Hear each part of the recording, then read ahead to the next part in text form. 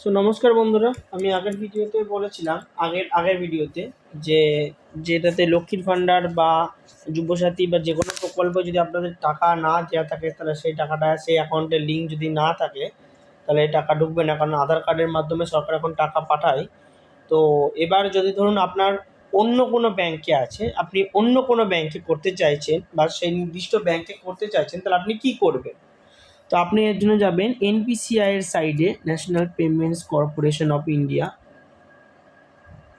কি ঠিক মতো হলো না, এনপিসিআই হবে এটা। তো এনপিসিআই সাইটটা খুলবেন, npci.org বলে সাইট যেটা আছে সেটা খুলবেন। তো এখানটায় গিয়ে আপনি কাস্টমারে যাবেন, ঠিক আছে? কাস্টমারে ভারত আধার সিডিং এনেবেল বেস এইটাতে ক্লিক করবেন। এটাতে যে মুহূর্তে আপনি ক্লিক করবেন তো আপনার একটা পেজ খুলবে, ঠিক আছে? এবার আপনাকে বলবে আধার ম্যাপ স্ট্যাটাস, এই আধার ম্যাপ স্ট্যাটাসে খুলবেন। এবার এখানটায় আপনাকে আপনার আধার নাম্বার মারতে হবে। আমি আমার আধার নাম্বারটা মারছি। তো আমার আধার নাম্বারটা আমি ইনপুট করে দিয়েছি। এবার করার পর এখানে ক্যাপচারের ডিটেলসটা দিতে হবে।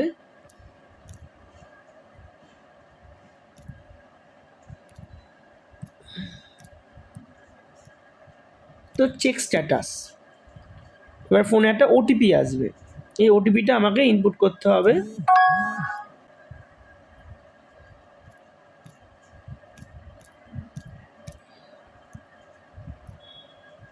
তো যেই করবেন এখানটায় দেখবেন আপনার দেখিয়ে দিবে যে আমার আধার কার্ডের last number enable for DBT আর State Bank of India last updated 23 তারিখে এবং যা যা ডিটেলস আছে ব্যাপারটা লেখা থাকবে।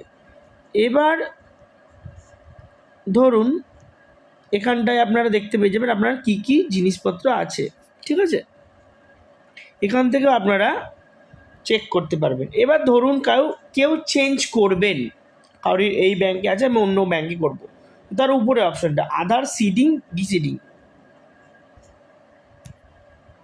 তো এখানটা আপনাকে আবার আধার নাম্বার মারতে হবে, দিয়ে আপনি যে সিডিং করবেন, এবার সেই সিডিং করলে আপনাকে বিভিন্ন অপশান দিবে। কোনো একটা ব্যাংক ধরুন করেছেন, এবার এই ব্যাংক কোন ব্যাংক থেকে কোন ব্যাংকে করবেন।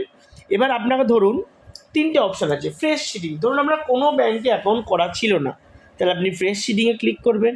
যদি ধরুন সেম ব্যাংকে ধরুন এসবিআইয়ের একটা অ্যাকাউন্ট থেকে অন্য একটা অ্যাকাউন্টে করবেন বা পাঞ্জাব ন্যাশনাল ব্যাংকের একটা অ্যাকাউন্ট থেকে অন্য অ্যাকাউন্টে করবেন, দেন মারবেন মুভমেন্ট, দেখবেন same bank for another account.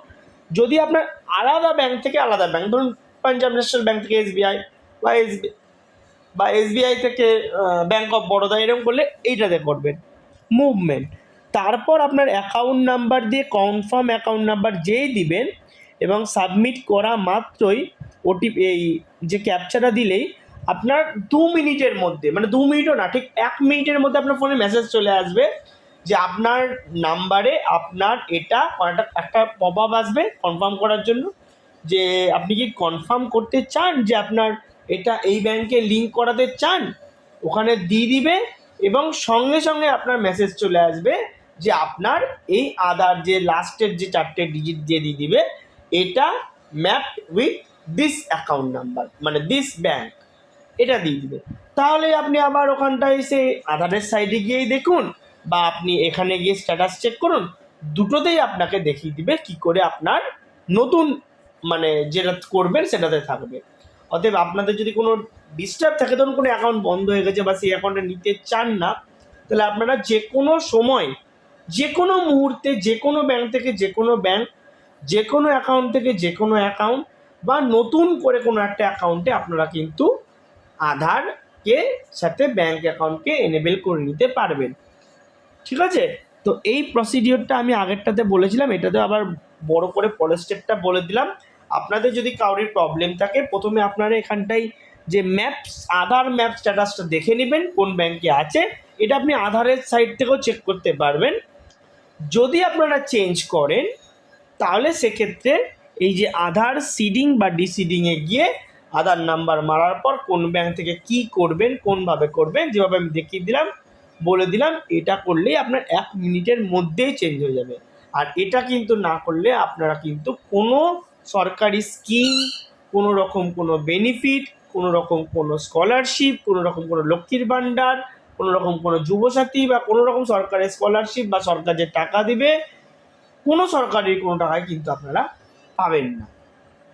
আর নতুন যখন রেলের যে এক্সামটা হয়েছে, রেলের গ্রুপ ডির টাকাটাও কিন্তু আধারের মাধ্যমেই কিন্তু আপনারা পাবেন। অতএব এটা কিন্তু করাটা খুবই ইম্পর্টেন্ট। তাই ভিডিওটি যদি পছন্দ হয় ভিডিওটিকে লাইক করবেন, চ্যানেলটি সাবস্ক্রাইব করবেন। পরবর্তী ভিডিওতে আবার দেখা হচ্ছে। ধন্যবাদ।